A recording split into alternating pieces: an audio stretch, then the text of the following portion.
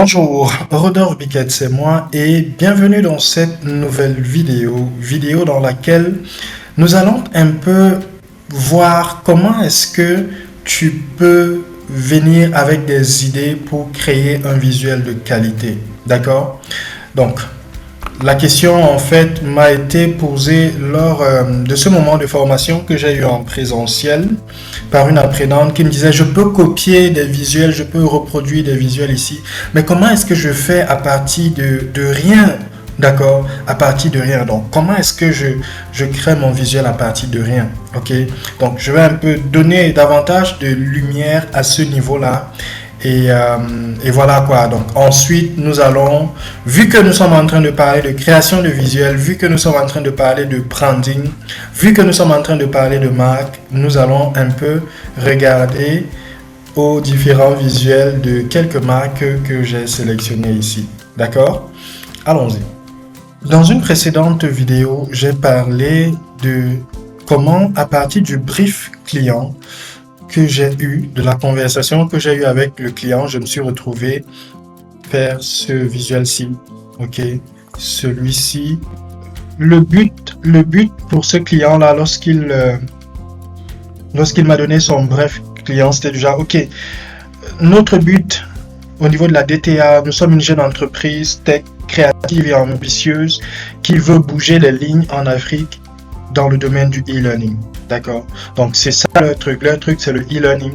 Et à partir donc de ce petit paragraphe, je suis venu avec des couleurs. D'accord? Je suis venu avec des couleurs.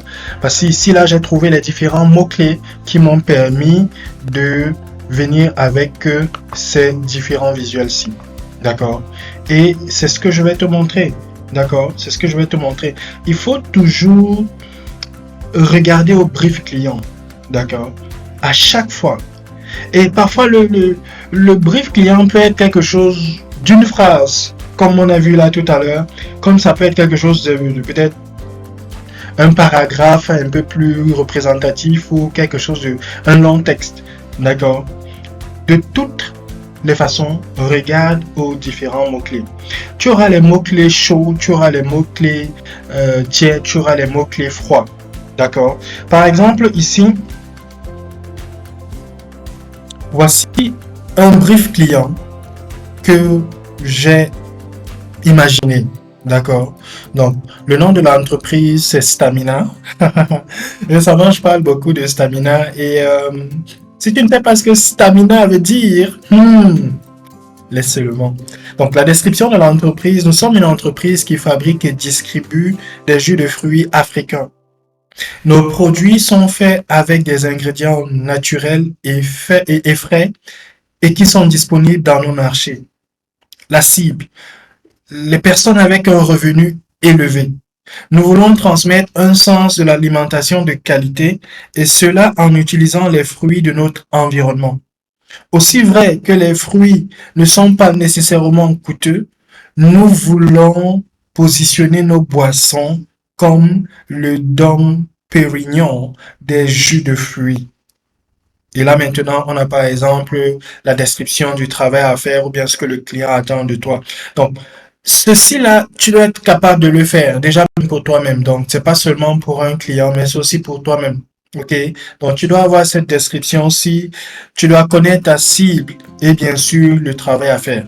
D'accord? Donc, le travail à faire ici, c'est en tenant compte des différentes informations données dans ce brief, créer des visuels de qualité qui seront utilisés régulièrement sur les réseaux sociaux.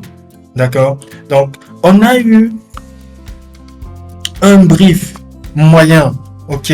La dernière fois, la DTA est une jeune entreprise tech créative et ambitieuse qui veut bouger la ligne en Afrique dans le domaine du e-learning.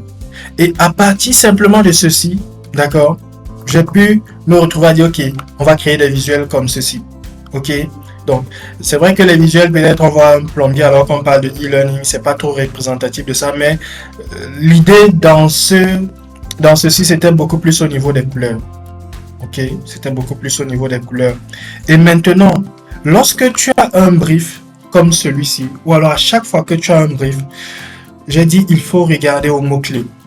Les mots-clés chauds, d'accord, sont les plus importants. Ok, Ensuite, tu as les mots-clés tièdes et les mots-clés froids. D'accord? Donc, les mots-clés vont te permettre de déterminer l'intention du client ou bien même de déterminer ta propre intention. D'accord? Nous voulons, nous aimerions ou bien nous aimerons, nous désirons, nous envisageons. Donc, tu as ça, il faut regarder à ça. D'accord?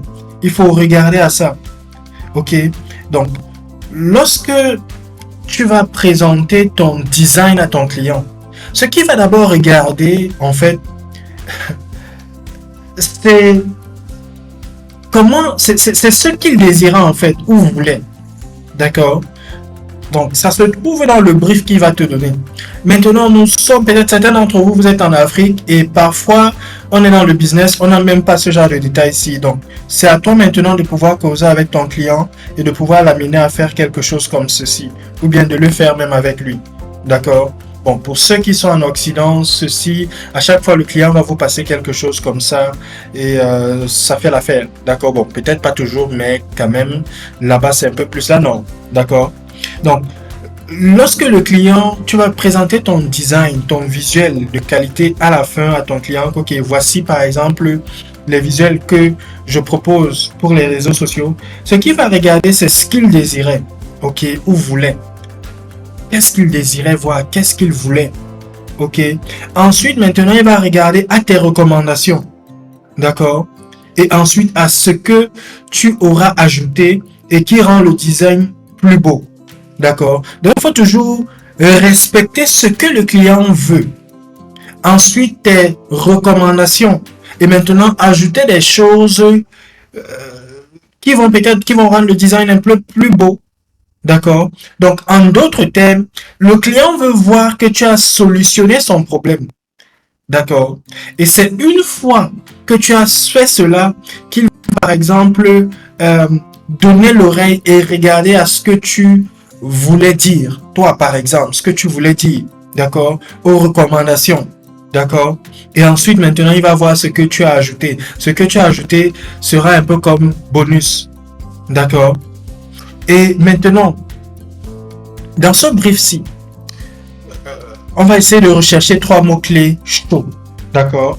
Donc, je t'encourage par exemple à mettre la vidéo aussi en pause et relire le brief, donc surtout la description de l'entreprise, de la cible, et voir quels sont les mots chauds. Nous avons parlé, nous avons dit, ok, nous voulons, nous envisageons, nous désirons. Donc, il faut regarder à ça. C'est ça qui va te permettre par exemple de pouvoir déterminer les mots chauds. D'accord? Donc, comme mot-clé chaud ici, nous avons par exemple Dom Pérignon. Dom Pérignon. Ok? Ton client s'attend à ce qu'il y ait des similitudes entre ce que Dom Pérignon propose. Ok? Entre ce que Dom Pérignon fait et ce que tu proposes. D'accord? Donc, s'il n'y a pas quelque chose qui va peut-être l'amener à penser à Dom Pérignon, il y aura un problème. D'accord? Tu n'auras pas fait ce qu'il veut. D'accord? Donc, par conséquent, tu vas te retrouver peut-être à fouiller Dom Pérignon en ligne. Ok? Fouiller peut-être des campagnes qu'ils ont utilisées et voir comment tu peux piocher une ou deux idées dans ces différentes campagnes-là et maintenant faire quelque chose dans ce sens-là que ton client va voir et qu'il va pouvoir comprendre. Et c'est ça qui va montrer que tu l'as compris lui. D'accord? Donc, voici le premier mot-clé ici, Dom Pérignon, le premier mot-clé chaud. D'accord? Ça, c'est important. Maintenant, le deuxième mot-clé chaud que je répertorie ici, c'est revenu élevé. D'accord? Donc, ton client ne cible pas tout le monde. Il ne cible pas tout le monde. Il cible des personnes avec un revenu élevé. D'accord? Il ne veut pas monsieur tout le monde. Non, il fait les jus naturels, lui, mais il veut des personnes avec un revenu élevé. C'est ça son audience. C'est ça sa cible. C'est ça son marché. D'accord? C'est ça son marché. Ça veut dire que tu vas te retrouver à créer des visuels qui connotent avec le cher. Ok? Avec ce qui est luxueux. D'accord? Le dernier élément, le dernier mot-clé ici qu'on peut encore utiliser, donc on a un Dom Pérignon, de revenu élevé comme mot-clé chaud. D'accord? Comme mot-clé chaud. Et c'est ça qu'on regarde en premier. Le troisième maintenant, c'est l'alimentation de qualité. D'accord? Donc, on est dans la qualité, dans le raffiné, dans le haut de gamme. D'accord, nous sommes dans le haut de gamme. Ok. Après donc avoir identifié par exemple tes mots-clés chauds, Dom Pérignon, revenu élevé, qualité au haut de gamme, d'accord. Ok. Tu notes ça. Ce sont les feelings, ce sont les points clés qui vont dicter un peu comment tu vas commencer à penser en termes de création de ton visuel par la suite. D'accord. Tu notes ça. Ensuite, maintenant, on a parlé des mots-clés tièdes. D'accord? On a parlé des mots-clés tièdes. Donc, comme mots-clés tièdes, ici, là, on peut avoir, par exemple, ingrédients naturels et frais. D'accord? C'est pas trop chaud et c'est pas aussi froid. Donc, c'est pas le plus important. D'accord? C'est important, mais c'est moins important. Donc, ingrédients naturels et frais. Ok? Ça sera un mot-clé tiède que tu vas utiliser. D'accord? Et, bien sûr, je crois que c'est bon. D'accord? Je crois que c'est bon. Ok? Donc, parfois aussi, on va aller au niveau de mots-clés froids. D'accord? Donc, mots-clés froids. Le mot-clé froid ici, c'est par exemple des jus de fruits africains. Ok? C'est pas le plus important pour le client. C'est pas le plus important pour le client. Donc, quand tu vas écouter ton client, tu seras capable de comprendre un peu ce qu'il veut.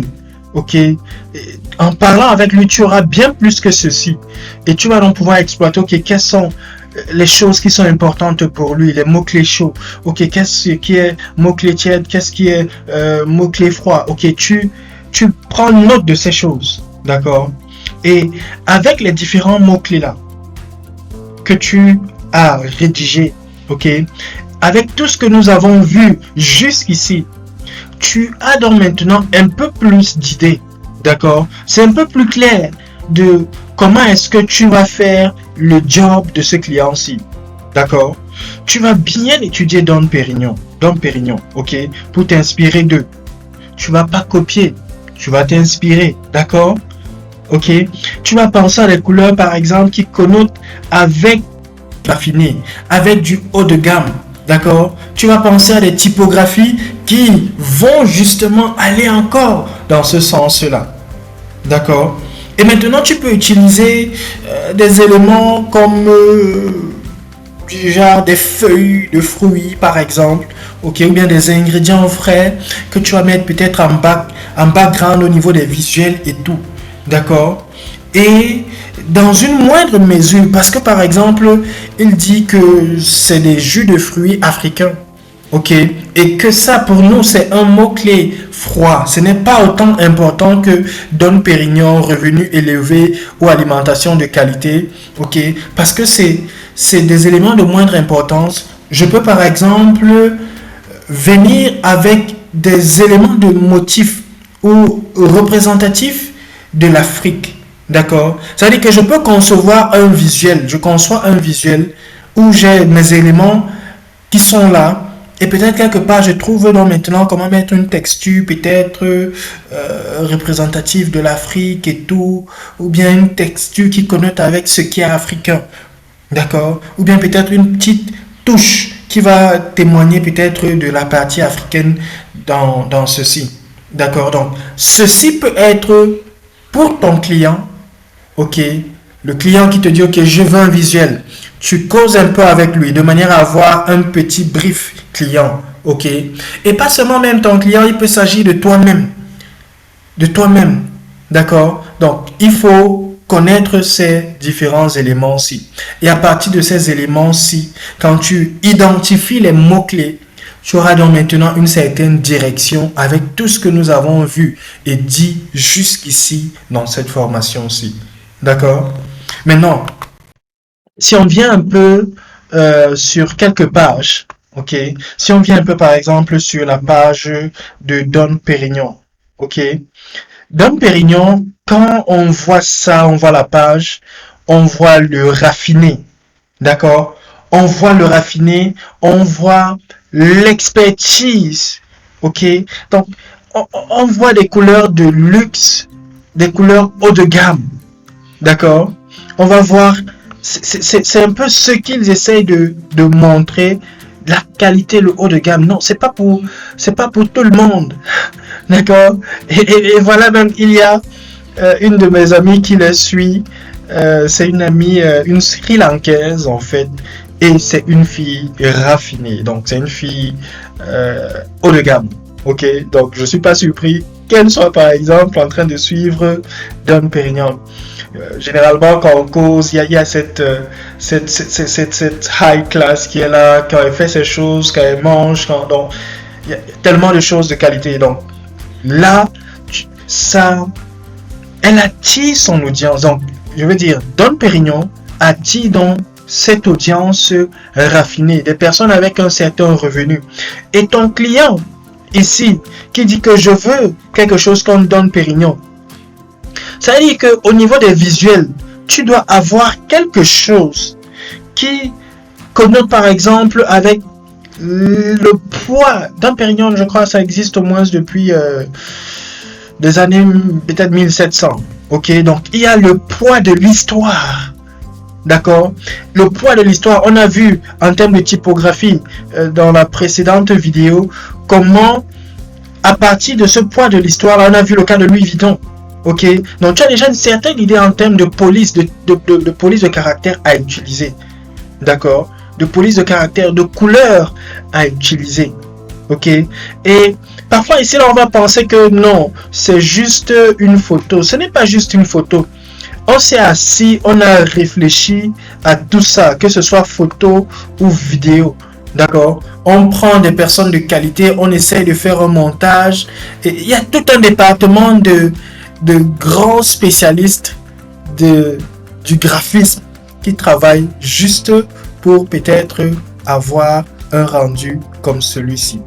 D'accord? Parce que parfois, on aura la photo qui va arriver.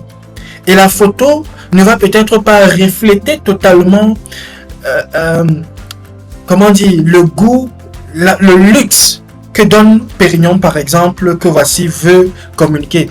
Par conséquent, les graphistes, ok, ou bien ceux-là qui sont dans le département qui gèrent, par exemple, les réseaux sociaux, la communication et tout, vont donc trouver le moyen de retoucher la photo de manière à ce que ça réponde à l'identité visuelle, au message principal que nous voulons communiquer. D'accord? Donc, quand moi je vois ça, c'est juste du genre, waouh! Et ils sont vraiment en train de toucher leur cible. Ce n'est pas pour tout le monde. D'accord? Ce n'est pas pour tout le monde, c'est pour le raffiner. Et c'est ce que notre client aussi disait. Par conséquent, en étudiant Dom Pérignon, j'aurai des idées et je vais venir reproduire ça auprès de mon client.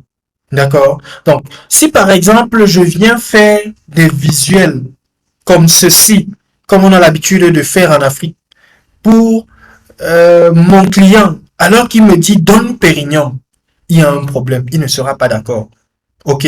Même si peut-être tu peux jauger que ce visuel-ci est peut-être plus waouh. Non. Ok? C'est communiquer les idées. Communiquer les idées. Ok, ton client veut communiquer ses idées. Il veut que son message soit compris auprès de son audience. Si tu viens avec des choses un peu plus gaies comme ceci, ça connote avec la jeunesse. D'accord? Elle tient ici à une campagne, saisis ta chance. Ok? Quelqu'un avec des revenus élevés sait que non. Que lui, c'est lui qui, entre guillemets, crée sa chance. Ok, il n'a pas besoin peut-être de venir jouer ou bien de dépenser, peut-être de taper un code pour avoir une villa. D'accord? Ça, c'est la jeunesse. Ok. Par conséquent, on a des couleurs qui connotent avec ça. On a des petits trucs ici, là, des petits éléments qu'on ajoute là, qui vont justement mettre cette partie-là entrer dans l'élément en lui-même déjà de la jeunesse. On a même les polices, les polices de caractère utilisées. Donc, tout ça est fait à dessein, à cause de la cible, à cause de notre audience. D'accord? On prend même des personnes avec sourire, oh là là, du genre. Donc, tout ça c'est fait à dessein. Et ça part généralement du brief client. D'accord? Donc, que ce soit pour toi ou bien ton client, tu dois l'amener à faire ça. Et comme je disais, pour ceux qui sont en Afrique, parfois, le client va juste venir vers toi, je veux un visuel, et c'est tout. Ou bien je veux faire des trucs sur les réseaux sociaux. Ok, les community managers souffrent souvent de ça, donc, et tout, mais en termes de visuel, donc, par exemple, moi qui suis un, je peux dire, peut-être qui comprend un peu mieux ces choses, je vais préférer, par exemple, quelque chose de ceci. Ok, quelque chose de ceci. Ou peut-être on peut juger que non, il n'y a pas un grand travail, on a juste pris une image. Ce n'est pas juste une image, on a travaillé dessus. On a travaillé dessus.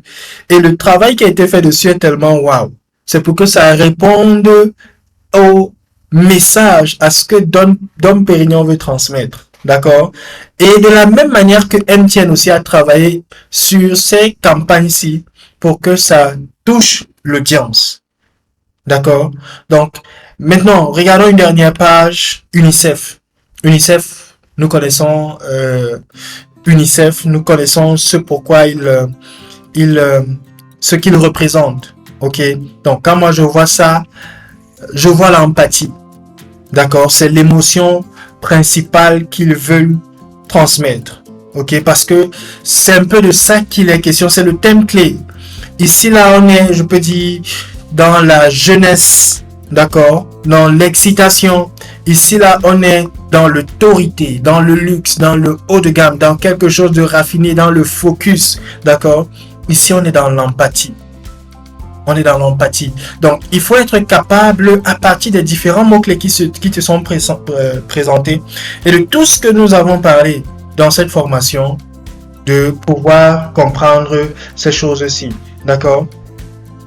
Ici aussi, j'ai une amie, une Tchadienne, qui aime cette page. Et une des choses qui la caractérise, elle aussi, donc j'ai parlé de l'autre du Sri Lanka, qui est une fille, qui est une dame du haut de gamme, d'accord? Celle-ci est une Tchadienne, par exemple, celle-ci que je suis, et elle a cette empathie-là, ok, pour les jeunes, pour la prochaine génération. Par conséquent, c'est normal qu'elle se retrouve ici. Donc, l'UNICEF a une certaine audience. Ils ont des personnes qui vont toucher. Ok? Et ils en ont besoin, par exemple, de ce genre de visuel. Okay? Ça, c'est des choses basiques. On a fait des choses plus compliquées que ça. Mais le but, parfois, les gens, en fait, et c'est ça un des challenges que certaines personnes qui ont appris, par exemple, à utiliser Photoshop, Illustrator, CorelDRAW, InDesign, reprochent souvent aux gens de Canva, c'est que non, on fait des choses faciles. Mais que ce soit sur Canva, CorelDRAW, Photoshop, Illustrator, gens qui utilisent quoi, InDesign, je sais pas quoi d'autre et tout, le but est de pouvoir transmettre le message. Le but, c'est de comprendre, ok, ce que le client veut et de reproduire cela. D'accord? Et de pouvoir reproduire cela. Ok? Et malheureusement, pendant un certain nombre de temps, pendant un certain nombre d'années, on a vu juste les personnes venir sur Canva faire des choses sans comprendre le fond, en fait. Et c'est dans cette mission-là que je suis. Pour faire justice à Canva. D'accord? Donc, c'est ce que j'avais prévu pour toi dans cette vidéo. N'oublie pas, au cas où tu n'as pas encore pris cette formation, c'est juste 39 €, je crois, 25 000 francs. Le prix pourrait changer, ça pourrait augmenter d'un moment à l'autre, mais la valeur ajoutée, elle est tellement énorme. Si tu veux être intentionnel avec ta marque, ok, parce qu'on ne crée pas juste des visuels, le pourquoi est important. Le pourquoi est important. Donc, si tu veux être intentionnel avec ta marque, n'hésite pas, ça c'est la formation pour toi, ok. Et bien sûr, si cette vidéo a été d'une certaine utilité pour toi, n'oublie pas de partager. Merci et rendez-vous dans une prochaine vidéo. Bye bye.